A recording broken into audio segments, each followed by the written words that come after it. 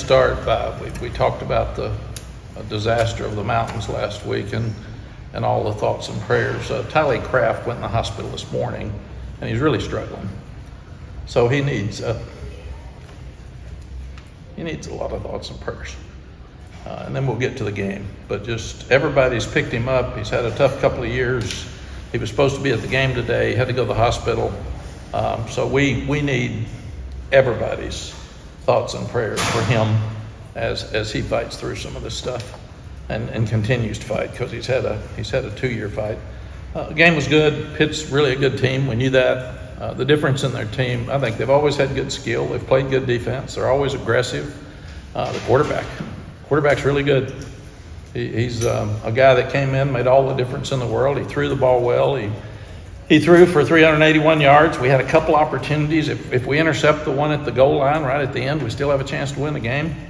So we had our opportunities to get done what we needed to get done. But they've got good skill. He dropped the ball off to the backs and did a good job. We gave up 4 or 5 explosive plays that we can't continue to give up. That was the difference in the game for us defensively. And we had the 1 turnover for a touchdown, but we still just get 1 turnover. So we've got we have got to limit the number of explosives they get each week. Georgia Tech will have a great quarterback and skill next week. And then we've got to still force more turnovers. I kept thinking we'd get a strip, we'd get a tip. And even like I said, the last one there that he threw up down at the goal line, that gave us a chance to still win the game. Offensively, we keep getting better. We're really not turning the ball over. We're running the ball pretty good, but we're missing plays. We got to be more consistent. You go back and look at third downs. We were 5 of 15. They were 9 for 16. You can't do that. The other thing, we knew they were going to move the ball and score, so we wanted to be really aggressive on fourth downs. We were 2 of 6. You can't go for fourth downs and make 2 of 6. You got to make them. So if we'd done those things, we would have walked in here a lot happier and felt much better about the game. Kicking game was better. Field position was better the second half. Nate McCullum finally got some kickoff returns that really helped us with field position, and we didn't have penalties on them, so that gave us a better chance. But if you look at it, you have to make a 4th and 1 at the end of the game to win. You have to. That's what it comes down to with football games. You and them right there, 4th and 1 to give you a chance to win the game, and we don't make it. And it had to be, it's so close. So that's what we've got to do. We're a better football team than we were when we started. Even offensively now, we're better than we were against Minnesota. Jacoby just continues to get better. Our protection was better today. We dropped a touchdown pass. We overthrow a couple. It's all there for us. We've just got to keep working. And somebody asked, I think Jones asked on the radio, how do you keep them working? You show them all the positive things they've got, and you show them how close they are to being good. And then you go back, and that's an undefeated team, and there's not that much difference in the 2 teams. So we had our chances, and we've got to continue to be positive, and we've got to do a better job coaching. It's about the kids. It's not about anything else. Questions? 2 of those missed 4th downs were inside the 10, 1 early after a 19-play drive. What went into thinking there about not taking the points after doing that? And then later in the game, you had another opportunity as well in that similar situation. Yeah, we didn't think we were going to stop them very well just going into the game. So we made a conscious decision going in. We need to score touchdowns. We couldn't be kicking field goals. Does that stem from maybe a little lack of confidence in the defense? No, it stems from their quarterback being really good. They're one of the highest scoring teams around, and they were really good. And analytics said go for every one of them. I mean, they'll tell you to kick, but they knew Pitt was going to score points. So if we'd made those 4th downs, you wouldn't be asking that question. Very honestly. I'm not being critical of you, but if we'd made them, we'd been talking about how aggressive and smart the coach was. Instead, how stupid he was for not kicking field goals. And you don't know you're going to make the field goals. We got a good kicker, but that's not 100% either. And declare, I was just more wanting to know what went into the thinking behind it, so I'm not critical of either way. No, I wasn't being critical of you being critical. Mack, Reed's the smallest guy on the field, but it hurts you pass receiving more than running the ball. He's a little guy that can make it big. Yeah, he's really quick. He transferred from Western Carolina, and we knew it. He's he's so small, he hides behind those big linemen, you can't find him, he just slips around. And again, I'm amazed how good their quarterback is and how poised he was as a young player that started 5 games now on the road with pressure. I mean, he's really a good player. He just came from nowhere.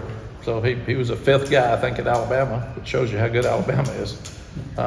So he was hid in the depth chart, but he's changed who they are completely. How about getting Rucker back today? Back in the mix. Getting Rucker back.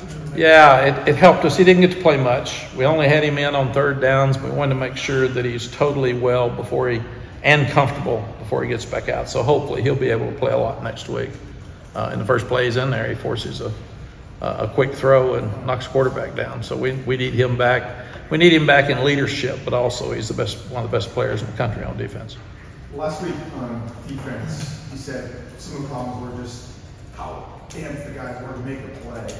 So I'm curious, those 4th down plays versus key moments in the game, I mean, did you see maybe some of that there? Was it just simply execution?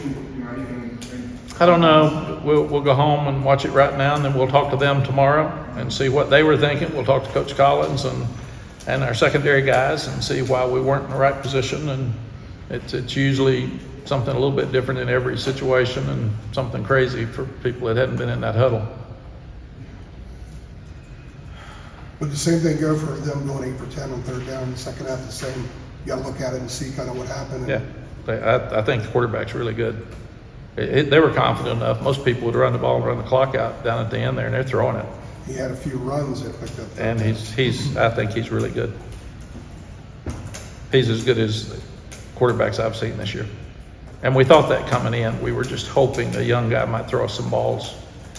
And he threw us a couple. One of them we caught for a touchdown, one of them we didn't. So he did a really good job. You guys were able to get Nate a few more touches today. He ends up with 10 catches. I guess his involvement early in the year, I guess compared to last year, was that more so just a result of offense maybe figuring itself out? And I guess in getting him involved today, what kind of led him to getting the touches that he did? Yeah, he is healthy. We're figuring out who we are offensively. We're on our 3rd quarterback, and one that didn't go through spring practice. And then you've got your guards and centers. You have tackles haven't played. Your guards and centers have all had high ankle sprains and flu and diabetes, and it's been, and your coach is down. So it's been an amazing year with the stuff that we've had to deal with to get things fixed. And that's why I think we'll get better on offense each week. There were signs today of looking like an offense that we had in the past against a really good defense that blitzes all the time. So a lot of the mistakes that we made against JMU and we made against Duke with protection, we fixed today. So that should help us as we look at Georgia Tech next week. And then to go off that, you mentioned in the offense, being better than compared to the Minnesota game. I guess what elements of it you kind of look at in making that assessment of what the improvements were? Yeah, you start looking at Omarian's running for over 100 yards every week. I thought Max had a really good 3rd quarter, or 2/3 of it at Minnesota, so we were starting to look like who we wanted to and who we had been all spring and preseason. And now you're talking about Jacoby. We actually told him in the summer, you will not play this fall unless somebody gets hurt. Get in shape, get ready for spring practice, but you haven't been here for spring practice. You don't know anything about this offense. And here we are now saying, okay, let's go, man. And he's really trying to do a great job of learning fast, and Chip and the offensive coaches are trying to figure out what he can do best. I was proud that he ran a couple of times and made key plays today. But there's still more out there for our offense, and we can do a better job of not giving up big plays with our defense. Mack, with the 3rd straight loss, how does your message to these guys change, if at all? It does, and it gets better in that we got a chance. And we said all the time, we're going to be a team that gets better at the end of the year. And we are. We're playing better teams. Pittsburgh's the best team we've played by far. And we had our chances. And what we've got to do is send a positive message to them tomorrow and show them, here are the 5-7 plays again. And we got to start making them. And you can't gripe about officiating because they're going to miss some. You can't do that. You got to win a game enough that a player here, 2 with them doesn't matter. But I told the guys in there, it's a great learning experience for us. And what you've got to do is your focus has to be stronger than the distractions around you. And that's part of growing up. You're going to have that if you're a CEO of your business. You're going to have that in life. So do it. And I'm doing better handling them. So I'm growing up at 73. So hopefully. Is that message more difficult, or I guess what are the challenges with the 3 straight losses of trying to prevent that snowballing effect with that message? I'm sorry, trying to prevent a snowballing effect with like that messaging, I guess. Where do you kind of turn to that? I don't know what snowballing effect would mean.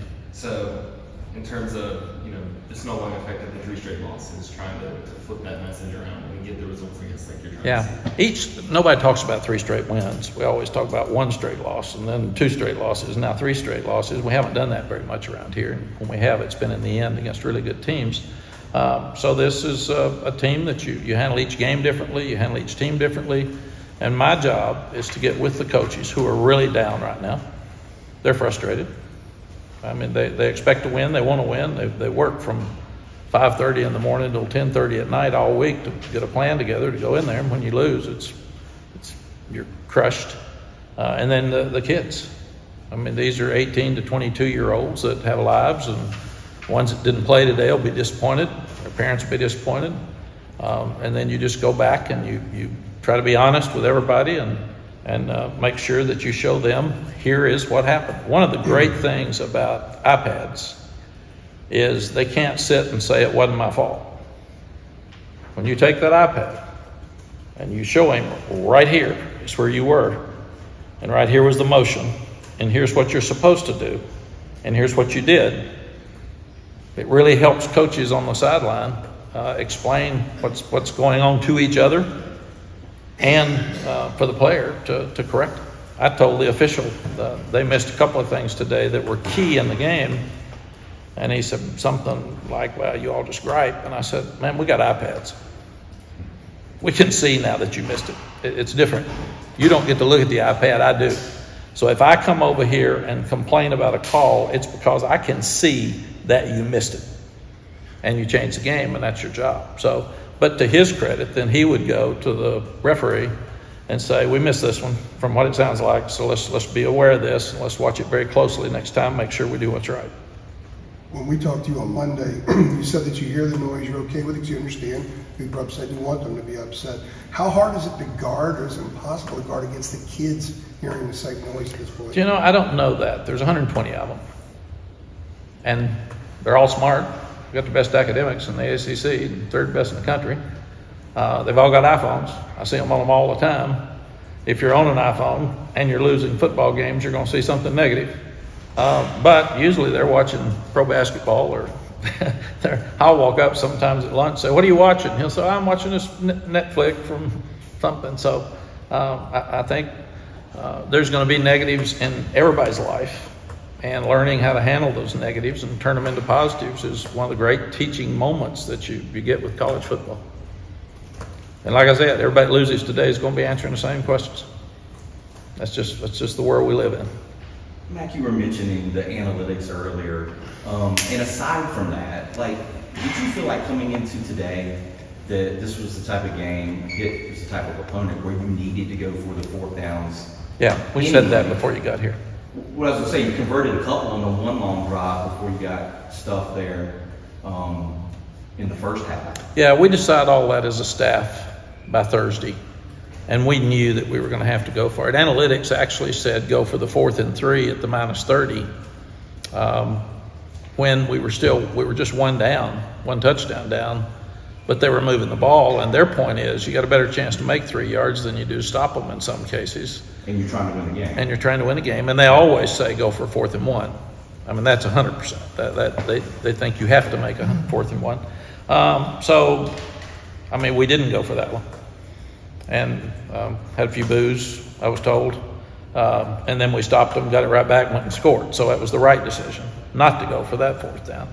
And usually I will tell Jeff Collins, get you guys ready. We're at the -40, and this series, we need to go for it if it's 4th and 4th or less. And that's what you do. Alex Mars has the analytics book, and he tells me every time, this is a go for it if it's 1 or less. This is a go for it if it's 10 or less. This is a go for it if it's 3 or less. If it's 4 or 5, then it's your call. And if you can't kick a field goal, if it's 10 or more, you have to go for it. So that's what you get. You get a lot of different options, and then you just figure out the momentum in the game, the time in the game, how's it working. And I felt like that we weren't consistently stopping them with that quarterback. So I thought our best chance is our skill in Jacoby on offense, getting the ball in the right places. And we'll go back and look at, we were 2 for 6, which isn't good enough. And we'll go back and look at all 6. We'll look at the calls. We'll look at if it was there and we didn't execute it, or we'll look at, see if it was a bad call. And that's just what you do. And then next week against Georgia Tech, we'll have to analyze, are we going to do a better job stopping them? If we're not, then we have to be aggressive on every drive. They actually say, if you're 4th and 1 on the first drive from the -30, go for it. I mean, that's what analytics says, because the odds of you getting a first down on 4th and 1 are so high that you're better off than giving it back to the other team. That's just the world that analytics live in. What we do is we take it as a suggestion. We don't take it as an answer. Right. What else? Anything else? Did you seem like the team fought today? They fought hard. I'm really proud of them. And I told them that in the locker room. I'm proud of them. We talked about there's a couple of losses. People turn on you and people are mad. I got all that. I get paid for it. Kids don't. So I've told them it's a great lesson for you to have some people criticize you. Maybe it's not even accurate, because that's going to happen in your life too. But you got to learn how to handle that. Block out the noise. Stay where your feet are and get better. And today I've also told them, if you don't play hard, I got a problem. I can't handle that. As long as you give me everything you've got for 60 minutes, and I thought they did that today. I thought on the last drive they thought they had a chance to go down and score and kick an onside kick, still win the game. As long as we can do that, I'm good. We'll win enough games. But if you don't try, then I'm responsible for that, and I can't handle people not trying.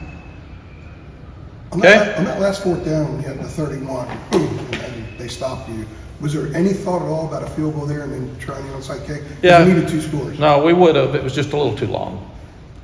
I think we were at 40, 30 something. It was out there where if you miss the field goal, the game's over. Yeah. So we were, and the 4th down was 4th and 6 at the end, 4th and 7. So we felt like that was makeable. But we definitely discussed the field goal and then the onside kick. But we felt like, again, they were backing off. There were holes. We'd move the ball right down. We felt like we had a chance to make it. Ready? Thanks.